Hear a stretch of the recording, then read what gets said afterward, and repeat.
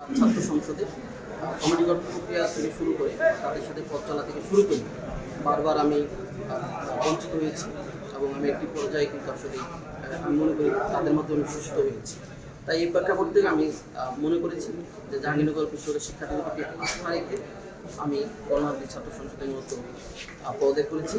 আমি মনে করি আমার রায় আমি আসলে প্রতিনিধি হয়ে উঠবো কিনা, আমার এই রায় কোনো ব্যক্তি দিবে না, আমার এই রায় দিবে জাহাঙ্গীরনগর বিশ্ববিদ্যালয়ের শিক্ষার্থীরা, যারাই নির্ধারণ করবে কে তাদের প্রতিনিধি হয়ে উঠবে। তাহলে আপনি কি এখন সদস্য হিসাবে নির্বাচন করবেন? এখন আমি জাহাঙ্গীরনগর বিশ্ববিদ্যালয় কেন্দ্রীয় শিক্ষার্থী সংসদে সদস্য কিংবা কোনো যারা কোনো প্যানেলেরও অন্তর্ভুক্ত হতে পারি, যাদের সাথে আদর্শিক মিল রয়েছে সেদিকে মিল হতে পারে। কিন্তু আপাতত আমি আপনাদেরকে ক্লিয়ার করছি, আমি জাহাঙ্গীরনগর বিশ্ববিদ্যালয় কেন্দ্রীয় শিক্ষার্থী সংসদে আগামী নির্বাচনে স্বতন্ত্র প্রার্থী হিসেবে প্রতিনিধিত্ব করার ওয়াদা ঘোষণা করছি। আপনার অভিযোগটা কি সংগঠনের প্রতি নাকি কোনো ব্যক্তির প্রতি?